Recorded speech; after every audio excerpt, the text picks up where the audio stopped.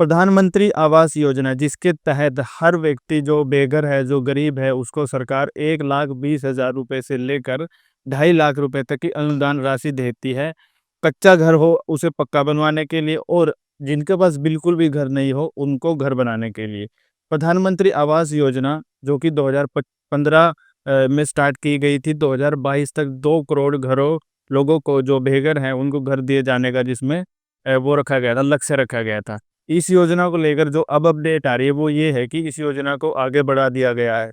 जिन लोगों ने भी रजिस्ट्रेशन वगैरह नहीं करवाया था अभी तक या जो चूक गए थे आवेदन करने थे, वो सभी लाभार्थी आने वाली दिसंबर जो इस साल की दिसंबर महीना है 2025 तक इस आवेदन कर सकते हैं। यानी जो इस योजना को आगे बढ़ाया गया है वो इस साल के अंत तक दिसंबर 2025 तक जो रजिस्ट्रेशन है उस प्रोसेस को आगे बढ़ा दिया गया है।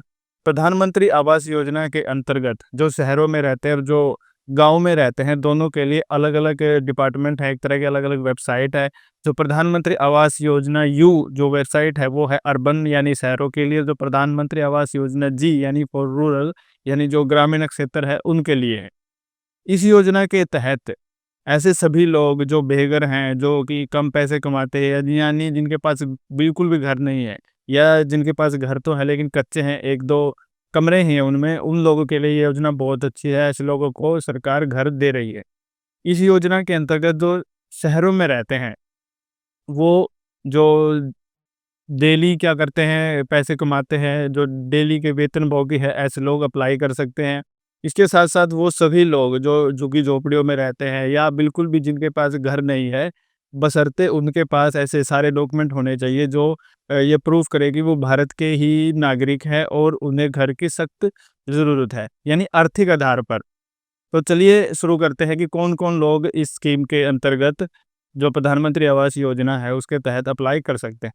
सबसे पहले तो आप ईडब्ल्यूएस की कैटेगरी में आने चाहिए अगर आप शहरी क्षेत्र में रहते हैं। शहरी क्षेत्र का मतलब है कि जब आप अर्बन एरियाज़ में रहते हैं और जो इकोनॉमिकली वीकर सेक्शन है यानी आर्थिक रूप से कमज़ोर है, आपके पास इतना पैसा नहीं है कि आप एक घर का बंदोबस्त कर सकें, अपने सर पर एक छत का बंदोबस्त कर सकें, तो ऐसे ही लोगों के लिए है प्रधानमंत्री आवास योजना।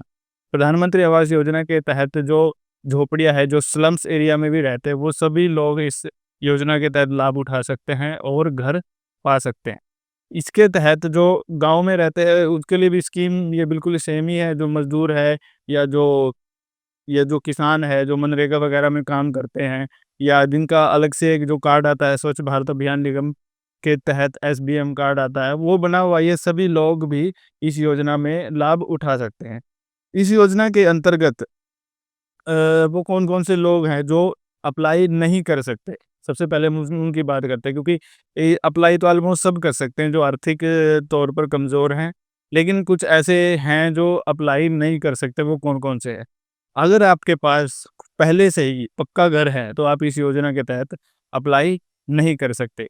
अगर आप गाँव में रहते हैं और आपके पास 50,000 या उससे ऊपर का जो किसान क्रेडिट कार्ड है, तो आप इस योजना के अंतर्गत अप्लाई नहीं कर सकते। अगर आपके पास कार है, इस योजना में तो वैसे ये भी कहा गया है कि अगर आपके पास लैंडलाइन है, रेफ्रिजरेटर है यानी फ्रिज है, तब भी आप इस योजना के अंतर्गत लाभ नहीं उठा सकते यानी रजिस्ट्रेशन नहीं कर सकते। लेकिन हो सकता है ये थोड़े पुराने प्रावधान हो, फिलहाल इनको आप चेक कर लीजिए कि जो रेफ्रिजरेटर वाला और जो लैंडलाइन वाला है, वो अब भी क्लोज़ इनमें बाकी है या नहीं।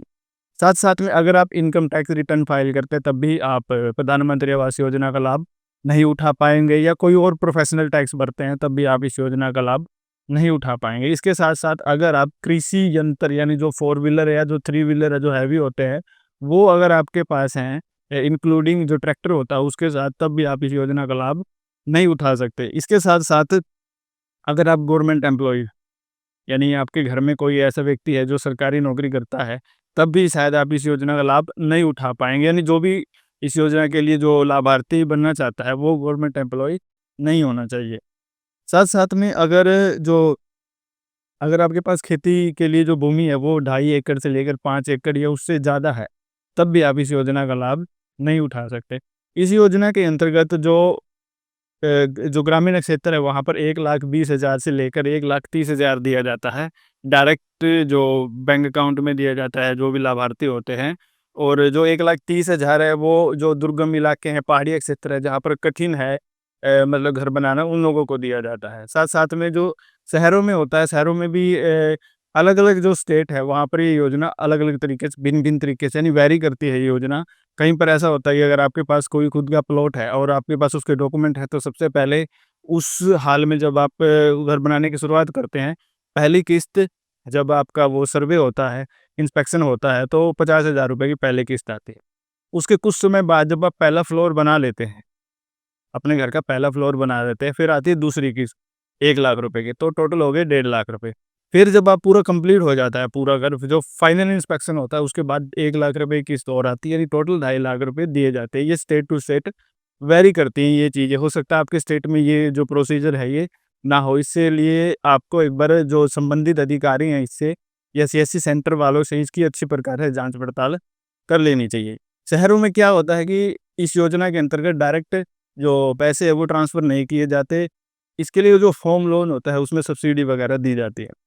तो उसमें क्या है, सबसे पहला जो ईडब्ल्यूएस का सेक्शन है, जो इकोनॉमिकल वीकर सेक्शन है, अगर आपकी आय 3 लाख रुपए तक है, तो 6% की आप अगर होम लोन लेते हैं, तो सब्सिडी जो भी इंस्टीट्यूशन प्रोवाइड करते हैं, जैसे आईसीआईसी बैंक होम लोन पर इस योजना के तहत, प्रधानमंत्री आवास योजना के तहत वो देता है सब्सिडी देता है इंटरेस्ट रेट में। तो 6% की आपको सब्सिडी दी जाती है अगर आपकी जो वार्षिक आय है वो 3 लाख रुपए तक है 1 साल के अंदर। 6% सब्सिडी के साथ-साथ इस मतलब के साथ जो आपकी टोटल सब्सिडी होती है वो 2,60,000 या 70,000 के आसपास होती है। यानी अगर आपने 6 लाख रुपए के लोन के लिए अप्लाई किया है। दूसरा आता है जो लोअर इनकम जो वो होती है, ग्रेड होती है, लोअर इनकम जो वर्ग होता है, ग्रुप होता है उसके लिए। उसमें अगर आपकी सैलरी 3 लाख और 6 लाख के बीच में है, एनुअल यानी वार्षिक पूरे साल की जो सैलरी है 3 लाख और 6 लाख के अगर बीच में है, तब भी आपको 6% होम लोन पे सब्सिडी दी जाती है, जिसके तहत अगर आप 6 लाख तक का लोन लेते हैं, तो आपको 2 लाख वही 60-70 हज़ार रुपए यानी 2,50,000 रुपए के आसपास आपको 6 लाख रुपए के लोन पर सब्सिडी मिल जाती है। फिर उसके बाद आता है मध्यम वर्ग। मध्यम वर्ग यानी अगर आपकी सैलरी 6 लाख और 12 लाख के बीच में है पूरे साल की, तो ऐसे में आपको जो सब्सिडी है वो थोड़ी कम कर दी जाती है, वो हो जाती है 4%। 4% यानी आपको 2 लाख और 30,000 या 40,000 के आसपास आपको, अगर आप एक 9 लाख के लोन के लिए अप्लाई करते हैं, आपको मिलती है। फिर जो मीडियम वर्ग जो आता है सेकंड फेज़ का, उसके अंदर अगर आपकी वार्षिक सैलरी यानी पूरी जो एनुअल इनकम है वो 12 लाख रुपए से लेकर 18 लाख रुपए है और आप 12 लाख रुपए के लोन के लिए अप्लाई करते हैं, तो उसमें 3% की जो होम लोन के ऊपर सब्सिडी मिलती है, जो कि 2 लाख और 30,000 के आसपास होती है। अगर आप 12 लाख रुपए के लोन के लिए अप्लाई करते हैं, तो उसमें से ये मान के चलिए कि 2,30,000 रुपए माइनस हो जाएँगे बिकॉज़ ऑफ सब्सिडी।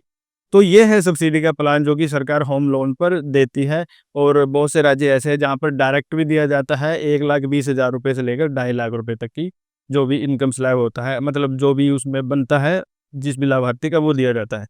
इसके साथ-साथ अब अगर हम बात करें तो इस योजना के तहत जो शहरी क्षेत्र है वहाँ पर और जो ग्रामीण क्षेत्र है वहाँ पर किन लोगों को प्राथमिकता दी जाती है, यानी कौन से लाभार्थियों को डायरेक्ट जो बेनिफिट है उनमें प्रेफ़रेंस दी जाती है। तो सबसे पहले अगर हम बात करें शहरी क्षेत्र में, तो जो दैनिक वेतनभोगी यानी जो दिहाड़ी मज़दूर है, जो हर रोज़ कमाता है और खाता है, तो ऐसे लोगों को इस योजना के तहत प्राथमिकता दी जाती है, पहले उनका काम किया जाता है।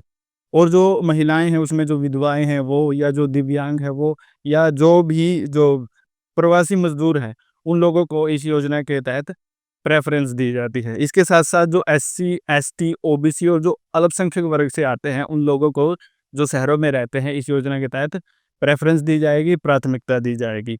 इसके साथ-साथ जो ठेले वाले हैं, रिक्शा चालक हैं, या जो भी मतलब घरेलू काम वगैरह करते हैं, उन सभी लोगों को इस योजना के तहत प्राथमिकता दी जाएगी।